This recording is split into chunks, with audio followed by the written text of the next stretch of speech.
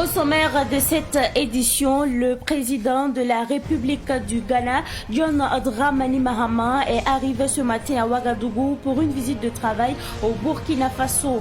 À son arrivée, il a été accueilli par son homologue, le capitaine Ibrahim Traoré.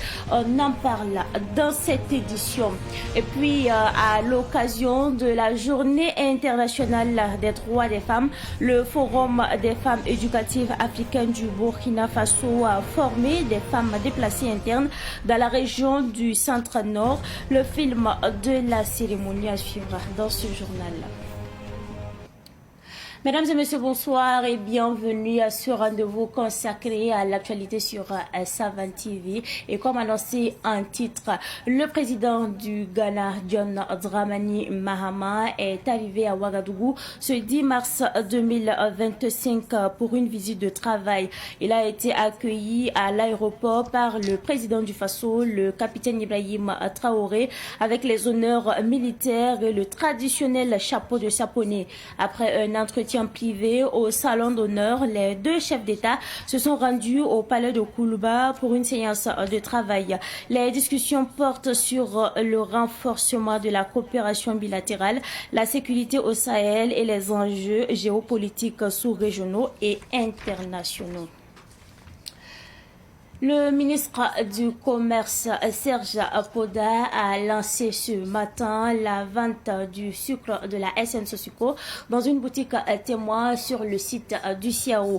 Le gouvernement vient ainsi de mettre à la disposition des consommateurs le sucre burkinabé en cette période de forte demande. Nos reporters Germaine Farama, Fideline Bansé et Gamilatou Sakana ont fait un tour. Le sucre de la SN Sosiko est enfin disponible sur le marché, du moins dans quelques boutiques témoins, après plusieurs mois de pénurie. Pour le moment, la SN Sosiko procède elle-même à la vente en détail de ses produits. Une disponibilisation du sucre burkinabé qui vient en réponse aux instructions du président du Faso. L'acquisition du sucre SN Sosiko dans les coins de vente est conditionnée. Chaque client devrait avoir accès à cette quantité de sucre au sucre en présentant d'abord sa CNV, mais aussi en ayant donc le prix de la quantité qu'il demandera dans un plafond donc de 10 kg par personne, à savoir 5 kg pour le sucre en morceaux, donc 5 paquets de 1 kg, 5 kg pour le sucre granulé, le sucre en poudre, donc 5 sachets de 1 kg, afin que tout le monde puisse avoir la chance d'avoir une quantité de ce produit important pour ses besoins.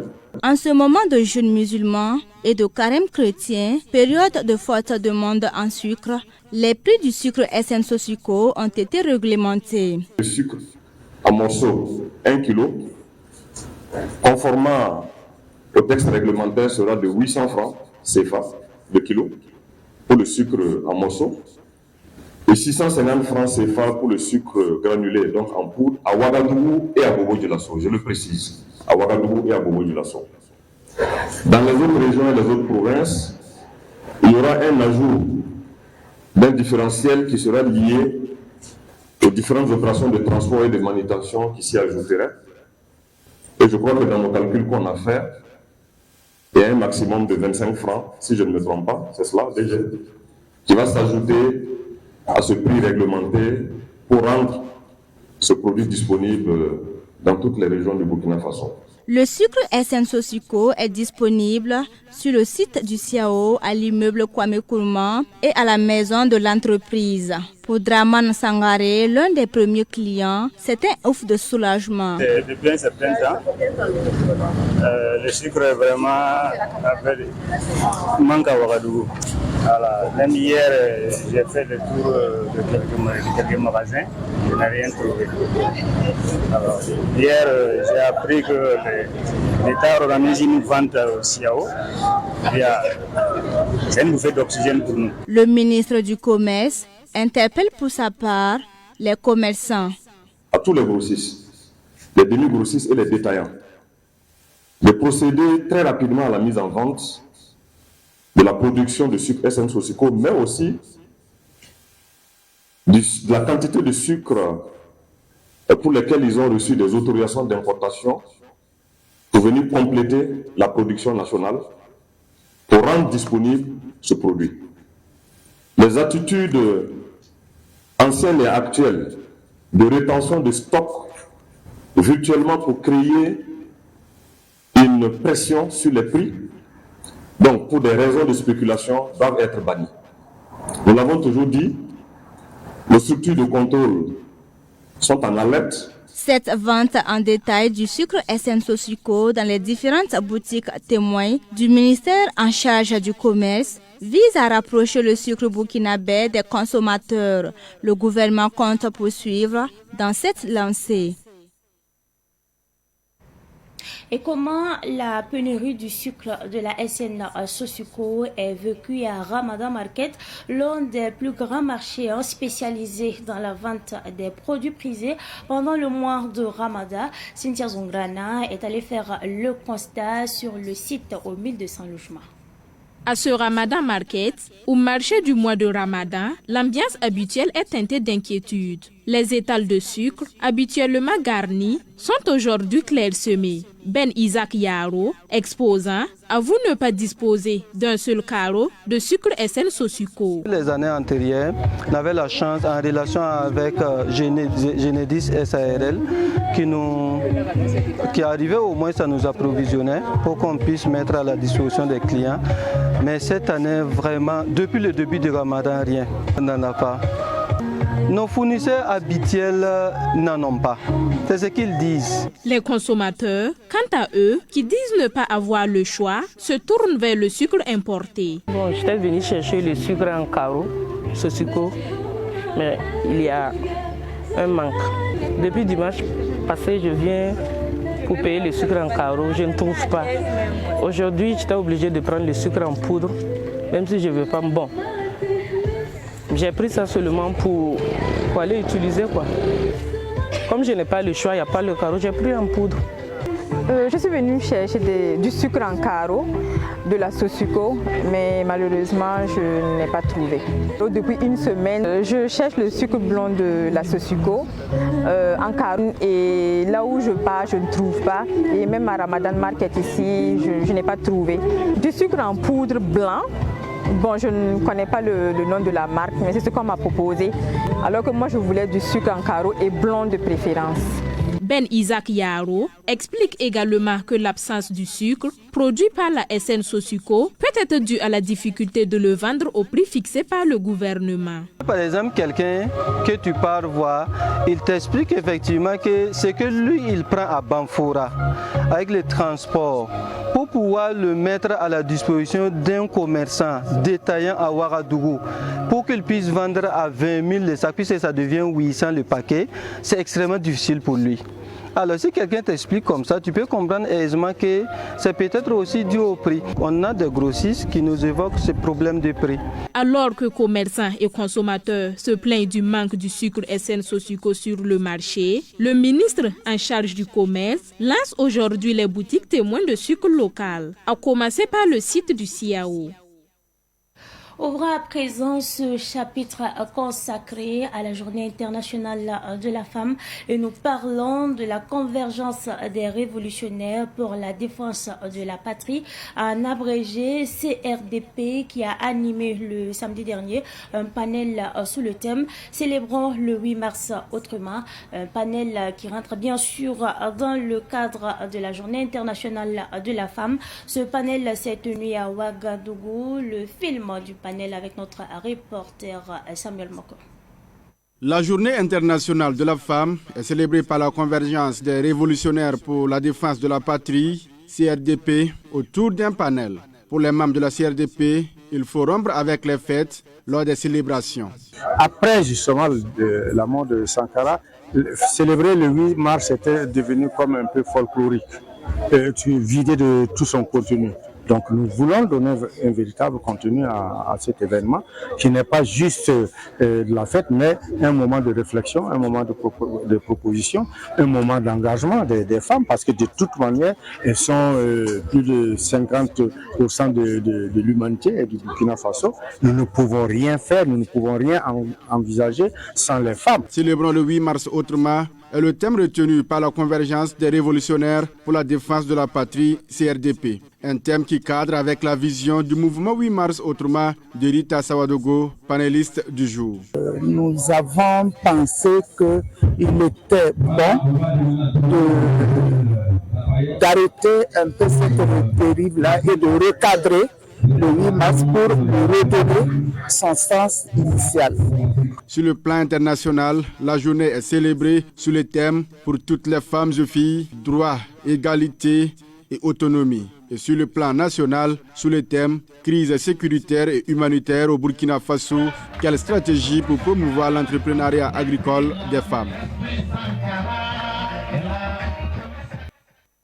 Parlant toujours de la journée internationale de la femme, les femmes syndicalistes ont marqué le 8 mars samedi dernier à la Bourse du Travail de Ouagadougou à travers une conférence et un thème qui interpelle sur la condition de la femme déplacée interne. Et c'est un reportage signé Fidéline Bassé. Promotion des droits humains en temps de crise, cas des femmes déplacées internes, rôle de nos organisations est le thème traité à la Bourse du Travail de Ouagadougou à l'initiative des femmes de l'intersyndicale, de l'association Kebaïna et de la division Femmes et Enfants du MBDHP. Nous avons choisi ce thème pour pouvoir sensibiliser sur les sites des déplacés internes. Là, les femmes leurs droits sont bafoués. Elles sont laissées à elles-mêmes, elles sont violentées, elles sont victimes de toutes sortes de violences. Elle montre que les organisations qui tiennent la conférence de ce jour, les structures qui l'organisent, veulent faire de cette journée une journée de réflexion sur les préoccupations des femmes. Et si vous avez plus d'1 million de femmes burkinabées qui sont déplacées internes, il va sans dire que ça devient un problème national. Nyondi Adel Zerbo et son équipe ont procédé à un don à l'occasion de ce 8 mars sur le site des déplacés internes de Nyonkodé à Ouagadougou. Nous avons fait un don. C'était des vivres, 1 tonne de riz, et du savon, 20 cartons et des vêtements que nous avons collectés au sein de nos membres. Ces femmes de l'intersyndicale de l'association Kebaïna et de la division Femmes et Enfants du MBDHP sont convaincues comme Obière Génaré que c'est de cette façon qu'il faut marquer le 8 mars, institué dans la douleur. C'est une journée qui a été obtenue grâce à une lutte acharnée où des femmes ouvrières ont perdu la vie. Donc on ne fait que poursuivre cette lutte. Donc on ne dira pas que c'est un sentiment de joie, mais une lutte, un mouvement qui continue, voilà, une lutte qu'on continue de porter pour le droit des femmes. Les femmes de l'intersyndicale, l'association Kebaïna des femmes du Burkina ainsi que la division Femmes et Enfants du MBDHP envisagent dans les années à venir manifester davantage leur solidarité envers les déplacés internes. Le Forum des femmes éducatrices africaines du Burkina Faso, à travers sa cellule provinciale du San-Matenga, a célébré le 8 mars autrement en formant des femmes déplacées internes dans la région du Centre-Nord. Le Forum a aussi lancé la campagne d'alphabétisation fonctionnelle des femmes déplacées internes. Retour justement sur la cérémonie qui s'est déroulée le dimanche dernier à Kaya, en présence de notre reporter Ahmed Joël Kompaouri.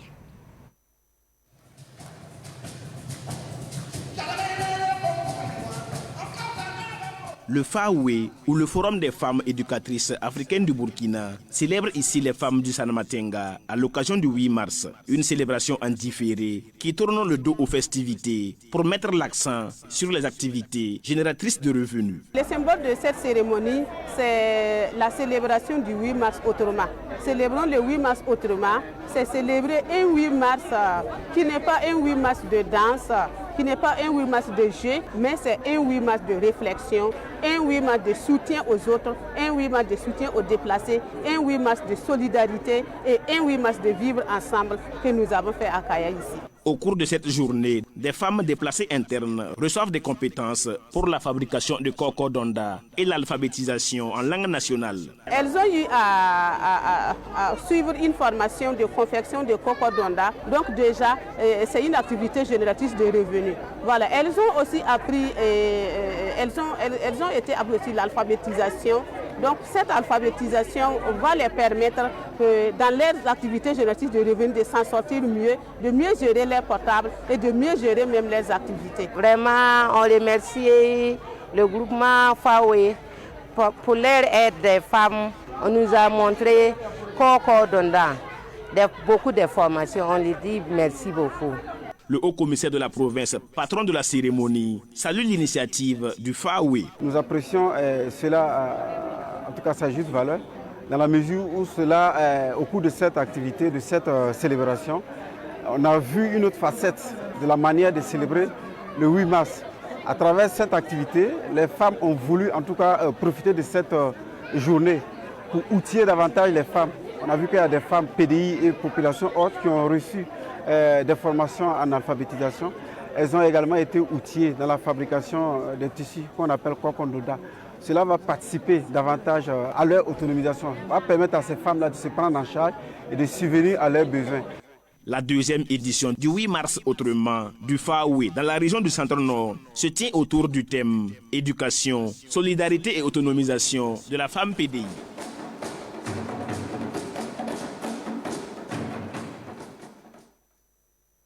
Et pour refermer ce chapitre consacré à la Journée internationale de la femme, nous parlons du Centre de pisciculture Onésime Ferme qui a initié une formation en pisciculture dédiée à une centaine de femmes des FDS tombées. Cette initiative s'inscrit dans une dynamique d'autonomisation des femmes et de révalorisation des métiers émergents. On fait le point avec Sidiki Kabri. Consciente du rôle des femmes dans le développement agricole et halieutique, Onésime Ferme a conçu cette formation pour leur permettre de s'investir pleinement dans l'élevage des poissons. L'objectif est de doter les participantes de connaissances et techniques essentielles à la gestion d'un élevage piscicole, de la création d'un bassin, à l'alimentation et la commercialisation des poissons. Et chaque 8 mars, nous avons l'habitude d'organiser une formation au profit des femmes. Carrément, ce 8 mars-là, nous l'avons dédié aux femmes qui réellement ont donné le lourd tribut, c'est-à-dire celui de perdre un être cher. C'est-à-dire pour les soldats qui sont tombés au front, pour ces femmes-là, nous avons décidé de les rassembler. Une manière de rendre hommage à ces femmes-là pour qu'elles s'autosuffisent elles-mêmes. C'est pour dire quoi? Le thème même de la formation, c'est de ne pas me donner un poisson, de m'apprendre à élever un poisson. Voici même l'idée même de la formation, pour qu'elle s'autosuffise elle-même. Durant cette session, les participantes ont bénéficié d'un apprentissage théorique et pratique, encadré par des experts du domaine. Elles ont découvert les différentes espèces de poissons, adaptées à la pisciculture, les méthodes d'entretien des bassins et les stratégies pour assurer une production rentable et durable. On a eu à les apprendre comment conduire leur activité piscicole, leur activité en pisciculture, et la conduite à tenir la gestion de l'eau et l'alimentation des poissons et comment on appelle ça encore la fertilisation de l'eau et ensuite la gestion du bassin. C'est vraiment nécessaire pour un éleveur de poissons. À l'issue de cette formation, les participantes se sont démotivées et prêtes à mettre en pratique les compétences acquises. Elles ont exprimé leur gratitude envers Onésime Ferme pour cette initiative qui leur ouvre les portes d'un nouveau métier. Ça va nous aider à avoir des projets et puis à être indépendantes. Voilà, on a appris comment les différentes sortes de poissons qu'on peut élever ici au Burkina. On apprend que l'élevage et la pisciculture est un domaine lucratif. Voilà, qui va beaucoup nous aider aussi en tant que femmes et puis aider aussi les enfants. Pour rendre cette opportunité accessible à celles qui ne sont pas épouses de FDS, le coût de la formation a été réduit de moitié pour elles. Dans l'actualité de ce 10 mars 2025, nous parlons également de Milongo Distribution qui revigore ses fidèles clients. L'entreprise a récompensé le jeudi dernier ses meilleurs clients du dernier trimestre de l'année 2024. Une moto-scooter était en jeu. Revivons le film de la cérémonie avec notre reporter Germaine Farama. Milongo Distribution, ce distributeur de produits alimentaires tels que la mayonnaise, les bouillons de marque Ami et le chocolat Chocopin, encourage par cette initiative ses fidèles clients. 5 clients qui se sont distingués de par la quantité de la consommation d'octobre à décembre 2024 ont reçu des récompenses en espèces allant de 100 000 francs à 200 000 francs CFA. Une moto portant le logo de la marque Ami est revenue à Hélène Ouedraogo de Zorgo après un tirage au sort. Elle a reçu en plus la somme de 175 000 francs CFA, représentant la récompense de la deuxième meilleure cliente de l'entreprise. Les promoteurs de la marque Ami m'ont offert de l'argent et une moto. Je suis tellement heureuse. Cette nouvelle moto va également me servir dans mes courses. Je donnerai le meilleur de moi-même pour être la prochaine fois récompensée. Cette initiative de récompense des efforts des meilleurs clients du pays de la société Milongo Distribution est l'une des stratégies de la marque pour fidéliser sa clientèle. Nous avons donné la moto avec notre effigie pour faire plus de visibilité, pour témoigner du travail fait par notre consommatrice ou notre cliente et la récompense qui était derrière ce travail abattu par la cliente. La récompense d'une telle activité est d'une grande importance pour un chargé d'activité commerciale parce que ça redonne confiance à la clientèle. La récompense de la clientèle de l'entreprise Milongo Distribution est une première pour l'entreprise. Milongo Distribution entend redonner plus confiance à sa clientèle en tenant cette activité chaque trimestre. Les journées culturelles de l'association Wendogo se sont achevées hier dimanche. La journée des communautés qui a eu lieu samedi dernier a enregistré plutôt la présence de plus d'une dizaine de communautés. L'ensemble de ces communautés se sont engagées à œuvrer aux côtés de l'association Wendogo pour le retour de l'après. La précision avec Siblina Kelsi. Ce sont plus d'une dizaine de communautés qui ont répondu présentes à la journée des communautaires de l'association Wendogo. Parmi elles, les Marka ou Dafi, les Peul, les Samo, les Gurunsi, les Nouni, entre autres. Toutes ces communautés ont loué l'initiative des Wemba, qui sont des médiateurs traditionnels, avant d'exprimer leur engagement à jouer leur partition dans la marche vers la cohésion, la réconciliation et la paix au Burkina Faso. Au nom de la communauté Marka, donc appelée les Dafi, donc nous trouvons déjà que c'est une très bonne chose et pour impliquer donc les communautés puissent adhérer donc à cet événement, surtout à l'idéal qui est donc la réconciliation donc des communautés avec elles-mêmes et avec les autres pour la paix dans le pays. Quand on parle de paix, nous ne devons pas économiser d'énergie. Nous devons aller à tout moment qu'on a besoin de nous pour qu'on puisse accompagner les autorités de la transition et à amener le peuple à parler le même langage, à aller vers la même direction et à retrouver la paix et la cohésion sociale. En tout cas, une structure qui parle de la paix, qui fait promouvoir la paix, qui met dans les têtes que la paix est possible. Il faut féliciter cette structure. Nous félicitons l'association, nous félicitons les membres de cette association et nous sommes prêts à les accompagner pour pouvoir réaliser les objectifs. Les communautés qui se sont succédées à cette occasion ont exposé des pans de leur patrimoine culturel. Vraiment Jacques, qui est le co-parrain. Beaucoup de groupes ou de communautés sont passés et ça fait plaisir.